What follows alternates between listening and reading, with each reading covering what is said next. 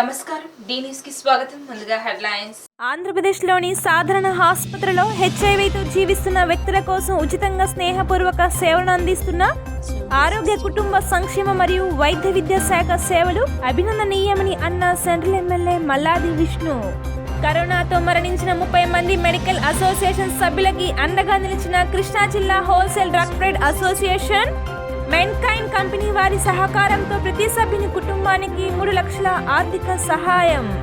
తాడేపల్లిలోని సీఎం నివాసంలో ముఖ్యమంత్రి వైఎస్ జగన్ ని మర్యాదపూర్వకంగా కలిసిన నీతి ఆయోగ్ ఉపాధ్యక్షులు డాక్టర్ రాజీవ్ కుమార్. ఆంధ్రప్రదేశ్లోని సాధారణ ఆసుపత్రిలో హెచ్ఐవితో జీవిస్తున్న వ్యక్తుల కోసం ఉచితంగా స్నేహపూర్వక సేవలను అందిస్తున్న ఆరోగ్య కుటుంబ సంక్షేమ మరియు వైద్య విద్యా శాఖ సేవలు అభినందనీయమని సెంట్రల్ ఎమ్మెల్యే మల్లాది విష్ణు అన్నారు. స్థానిక తుమ్మలపల్లి కళాక్షేత్రంలో నిర్వహించిన ప్రపంచ ఎయిడ్స్ నియంత్రణ దినోత్సవ కార్యక్రమానికి ముఖ్య అతిథిగా విచ్చేసిన శాసనసభ్యులు మాట్లాడుతూ 1988 నుండి డిసెంబర్ 1వ తారీఖున ప్రపంచ ఎయిడ్స్ నియంత్రణ దినోత్సవంగా పాటించడం జరుగుతుందన్నారు. ఈ ఏడాదినకు అంతం చేద్దాం అసమానతలన్నీ, ఎయిడ్స్ని మహమ్మారులన్నీ అనేది ఎయిడ్స్ దినం నిదానంగా గుర్తించినట్లు ఆయన తెలిపారు. ప్రభుత్వ జనరల్ ఆసుపత్రుల్లో హెచ్ఐవి మరియు ఎయిడ్స్లో జీవించే వారికి నాణ్యమైన సేవలు అందిస్తూ చేపట్టిన పలు కార్యక్రమాల వలన కొత్తగా హెచ్ఐవి బారిన పడే వారి సంఖ్య, ఎయిడ్స్ వలన మరణించే వారి సంఖ్య గణనీయంగా తగ్గినట్లు జాతీయ ఎయిడ్స్ నియంత్రణ సంస్థ వారి గణాంకాల ప్రకారం రుజువైందన్నారు. ఎయిడ్స్ నివారణ సంస్థ సంరక్షణలో గల బాల బాలికల్లో కొద్ది మందికి మాత్రమే ప్రభుత్వం ద్వారా ఆర్థిక సహాయంగా అందిస్తున్న పింఛన్లు మిగిలిన వారికి కూడా గవర్నమెంట్ ద్వారా అందే విధంగా కృషి చేస్తామని ఆయన తెలిపారు. కోవిడ్ విజృంభణ సమయంలో యాంటీ రిట్రో వైరల్ ట్రీట్మెంట్ కేంద్రాలకు చికిత్స కోసం రాలేని హెచ్ఐవి వ్యాధిగ్రస్తుల కోసం ఫోన్ ద్వారా, జూమ్ కాల్ ద్వారా డాక్టర్ని సంప్రదించే సేవలకు ఏఆర్టీ ఆసుపత్రుల్లో అందించిన సేవలకు గాను శాసనసభ్యులు అభినందించారు.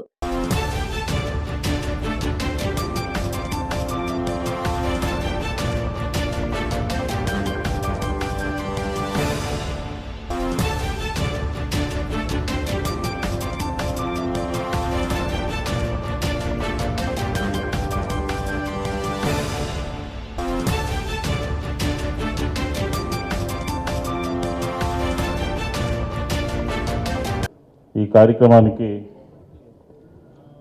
వేదికను అలంకరించినటువంటి జి హైమావతి గారు, పిడి సమరం గారు, అలాగే డాక్టర్ మనందరినీ ఈ సమాజాన్ని చైతన్య పరిచినటువంటి పిల్లలందరికీ, అలాగే నృత్య రూపకంలో మనల్ని అవేర్నెస్ కలిగించినటువంటి పిల్లలకి అందరికీ ముందుగా నా అభినందనలు తెలియజేసుకుంటూ, రాష్ట్ర ప్రభుత్వం ఈరోజు ఎయిడ్స్ ప్రపంచ ఎయిడ్స్ దినాన్ని పెద్ద ఎత్తున వైద్య ఆరోగ్య శాఖ ఇక్కడ ఈ కార్యక్రమాన్ని తీసుకుంది. దీనికి రాష్ట్ర ఉప ముఖ్యమంత్రి వర్యులు నాని గారు కూడా రావాల్సి ఉండింది. కొంచెం అర్జెంటు కార్యక్రమాల మూలంగా ఆయన రాలేకపోయారు. ఇది ఒక సామాజిక రుగ్మతని తొలగించడానికి మనం అందరం కూడా నడుము కట్టాల్సినటువంటి ఆవశ్యకత ఉన్నది అని చెప్పి ఈ సందర్భంగా నేను మనం చేసుకుంటాను. కరోనాతో మరణించిన 30 మంది మెడికల్ అసోసియేషన్ సభ్యులకు కృష్ణా జిల్లా హోల్సేల్ డ్రగ్ ట్రేడ్ అసోసియేషన్ అండగా నిలిచింది. మెన్కైన్ కంపెనీ వారి సహకారంతో ప్రతి సభ్యుని కుటుంబానికి 3 లక్షల ఆర్థిక సహాయం అందించారు. అసోసియేషన్ సభ్యుల కుటుంబానికి తమ వంతు సహాయం అందించినట్లు తెలియజేశారు.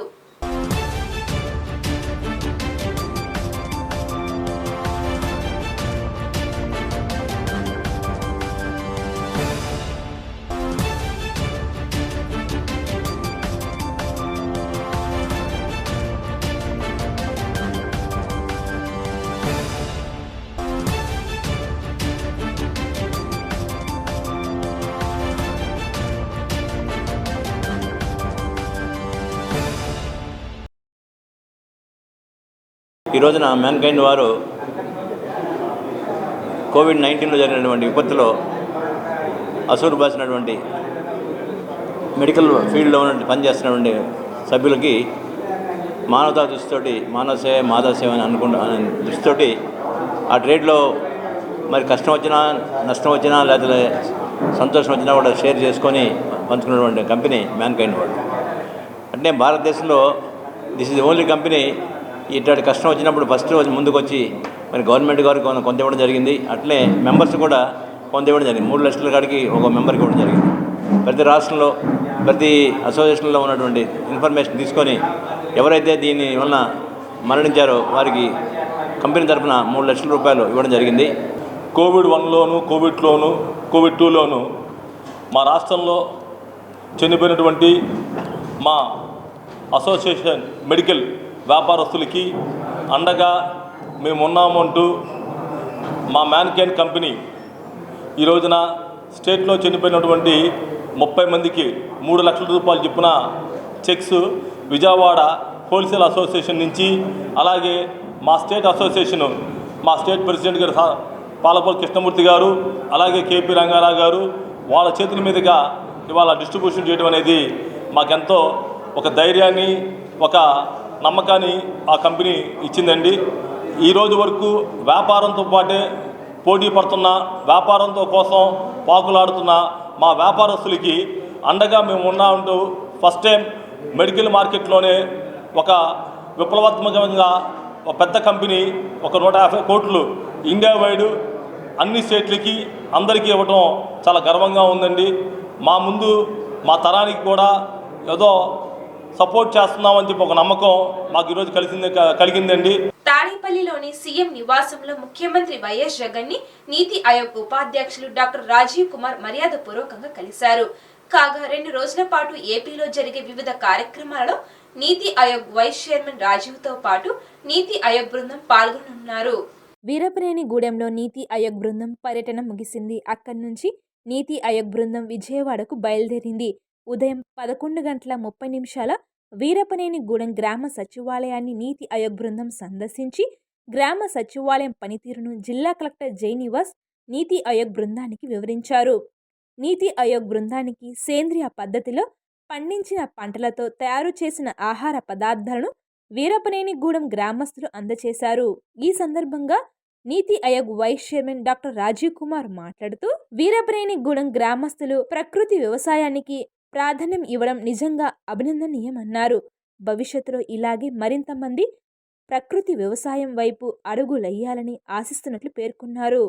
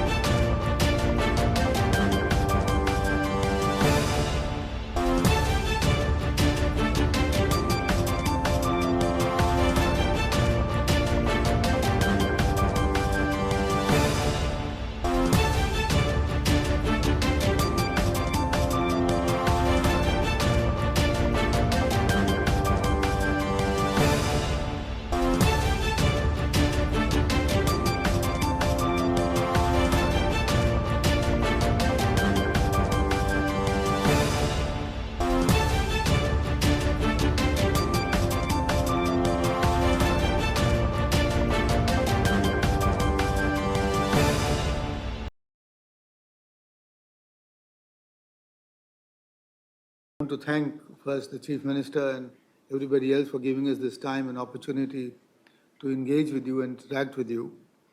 And as I said, this is a part of our effort at cooperative federalism that we want to visit and engage with the states, with all the states as much as possible. Our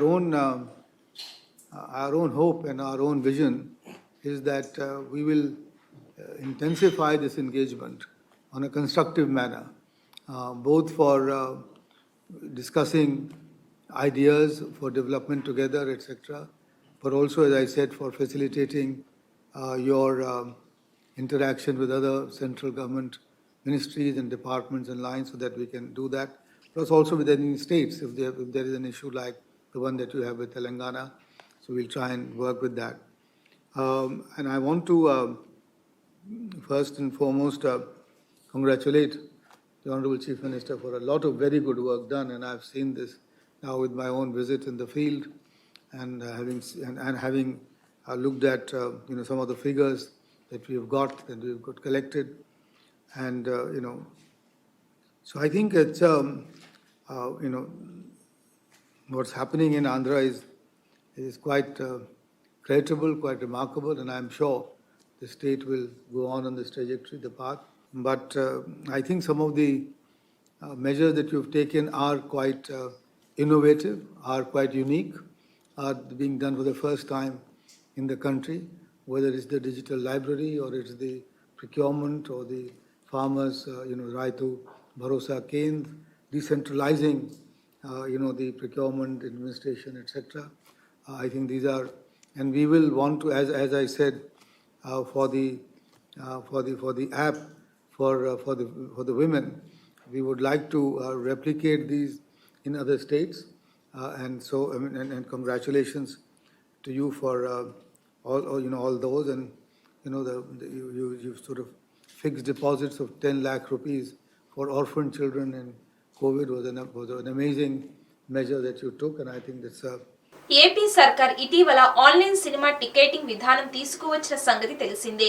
ఈ నేపథ్యంలో రాష్ట్రంలో cinema టికెట్ల కొత్త రేట్లను నేడు ప్రకటించింది. Municipal corporation, municipality, నగర పంచాయతీ, గ్రామ పంచాయతీ ప్రాంతాలలోని మల్టీప్లెక్స్లు, థియేటర్లకు సంబంధించిన వివిధ రకాల రేట్లను నిర్దేశించింది. సవరించిన ధరల ప్రకారం అత్యంత కనిష్ట ధర 5 రూపాయలు కాగా అత్యంత గరిష్ట ధర 250గా పేర్కొన్నారు.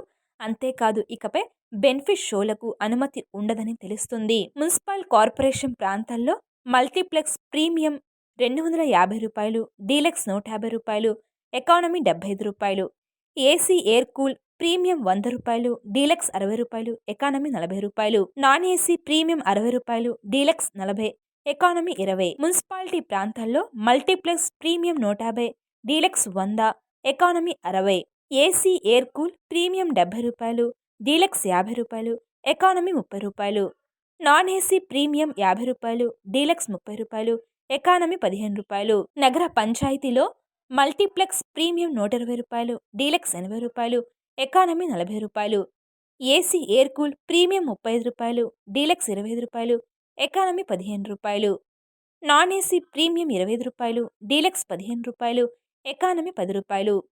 గ్రామ పంచాయతీ ప్రాంతాల్లో మల్టీప్లెక్స్ ప్రీమియం 80 రూపాయలు, డీలక్స్ 50 రూపాయలు, ఎకానమీ 30 రూపాయలు, ఏసీ ఎయిర్ కూల్ ప్రీమియం 20 రూపాయలు, డీలక్స్ 15 రూపాయలు, ఎకానమీ 10 రూపాయలు, నాన్ ఏసీ ప్రీమియం 15 రూపాయలు, డీలక్స్ 10 రూపాయలు, ఎకానమీ 5 రూపాయలుగా వెల్లడించారు.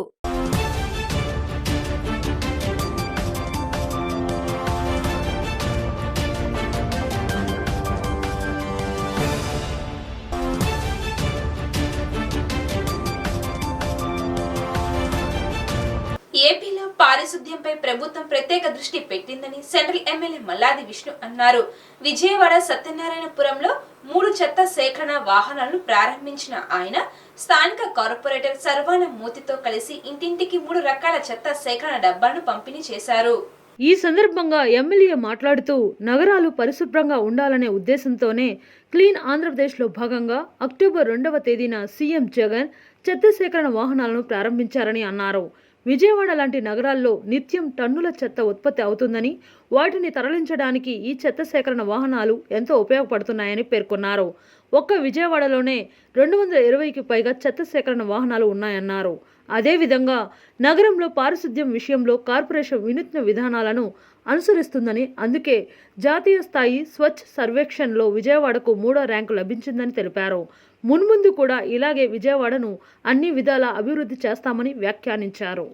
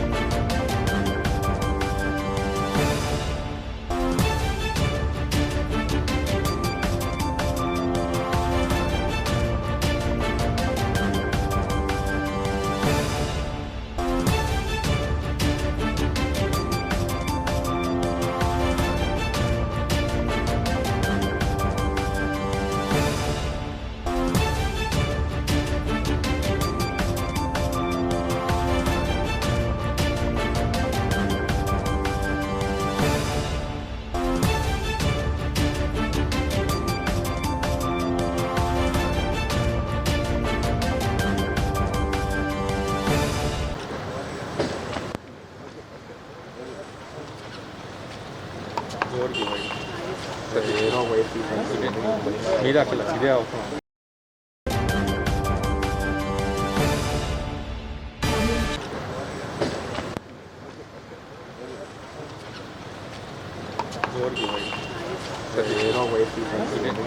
మీరాకిల్ ఇదే అవసరం.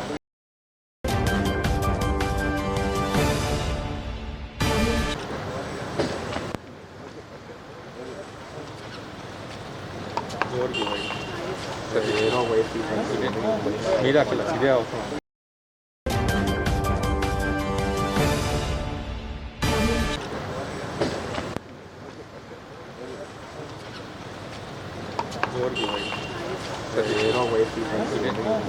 మీరాకిల్ ఇదే అవసరం.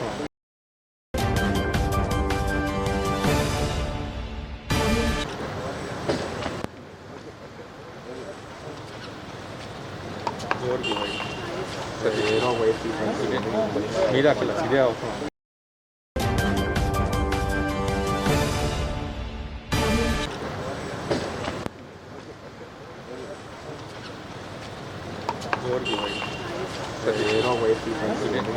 మీరాకిల్ ఇదే అవసరం.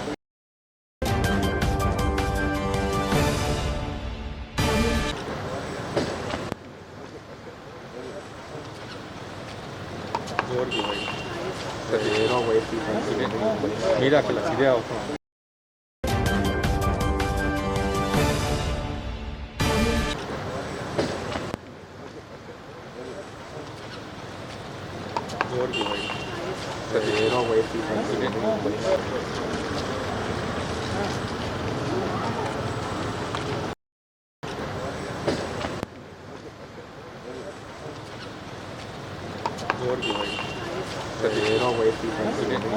మీరాకిల్ ఇదే.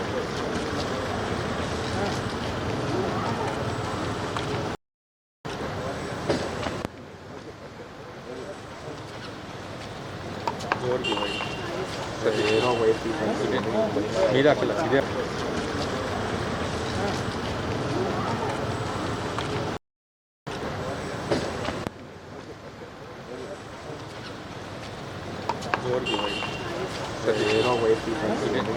మీరాకిల్ ఇదే.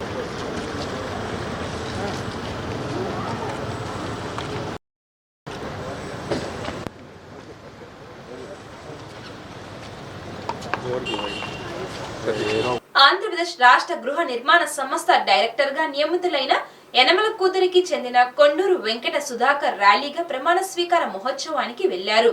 కార్యకర్తలు అభిమానులతో ద్విచక్ర వాహనాల ర్యాలీతో ఆటోనగర్లోని నిర్మాణ భవన్లో జరుగుతున్న కార్యక్రమంలో ప్రమాణ స్వీకారం చేశారు.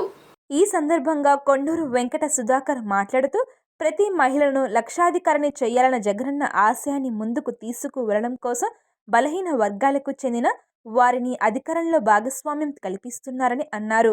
జగనన్న ప్రభుత్వం చేస్తున్న ప్రయత్నాన్ని స్వాగతిస్తున్నామని తెలిపారు. ఆయన అడుగు జాడల్లో నడుస్తామన్నారు. సీఎం చెప్పిన విధంగా పార్టీని ముందుకు తీసుకువెళ్తూ ప్రజలకు అండగా నిలుస్తామన్నారు.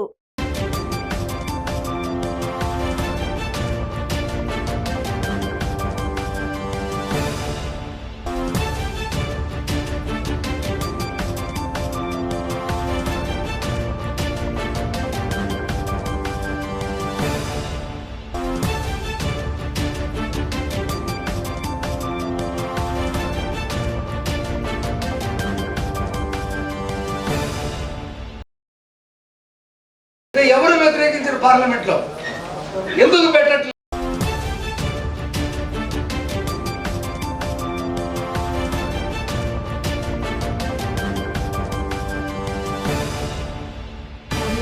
పెడితే ఎవరు వ్యతిరేకించారు పార్లమెంట్ లో? ఎందుకు పెట్టట్లేదు?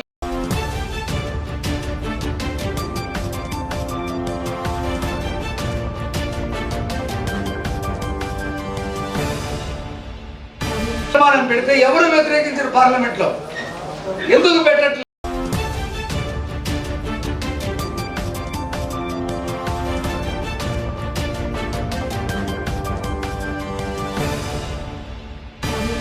పెడితే ఎవరు వ్యతిరేకించారు పార్లమెంట్ లో? ఎందుకు పెట్టట్లేదు?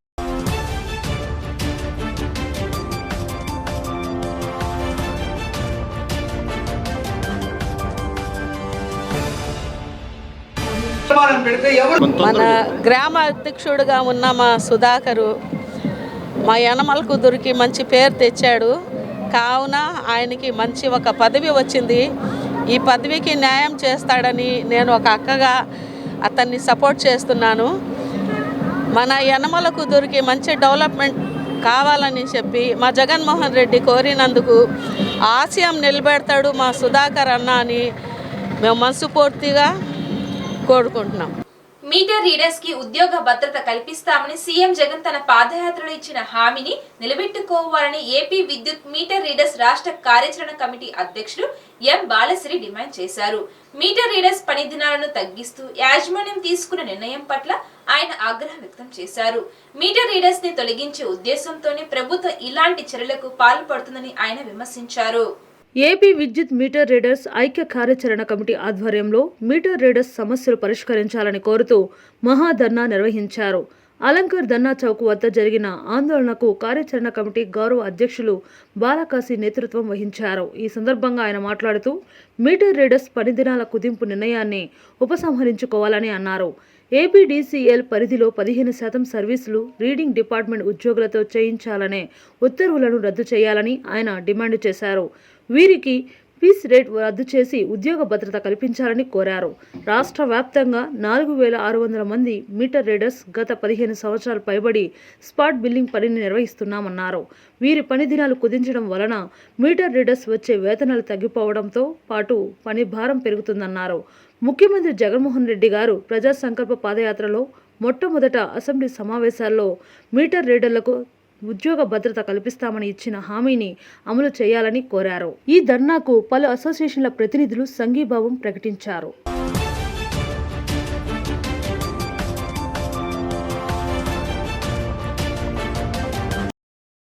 ఈరోజు ఆంధ్రప్రదేశ్లో 13 జిల్లాల్లో 4600 మంది మీటర్ రీడర్లు పనిచేస్తూ ఉన్నారు. విద్యుత్ సంస్థలను నమ్ముకొని 15-20 సంవత్సరాలుగా వీళ్ళు పనిచేస్తున్న పరిస్థితి ఉంది. కానీ ఇప్పుడు మీటర్ రీడర్లందరినీ తొలగించి ఇంటికి పంపించడం కోసం రాష్ట్ర ప్రభుత్వం యాజమాన్యాలు ప్రయత్నం చేస్తూ ఉన్నాయి.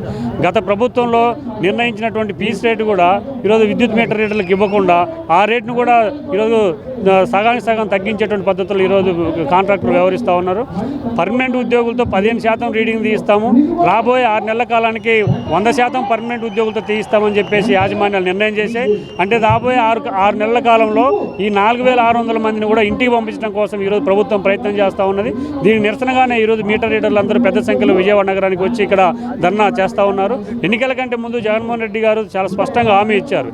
కాంట్రాక్టుల వ్యవస్థని, దళారీ వ్యవస్థను రద్దు చేసి మీటర్ రీడర్లందరికీ ఉద్యోగ భద్రత కల్పిస్తామని చెప్పేసి, ఇప్పుడు ఉద్యోగ భద్రత సంగతి దేవుడు ఎరుగు. ఉన్నటువంటి పీస్ రేట్ని కూడా తీసేసి పర్మనెంట్ ఉద్యోగులతో చేయిస్తాం, మీరు అవసరం లేదనే పద్ధతులు వ్యవహరించడం సరైనది కాదు.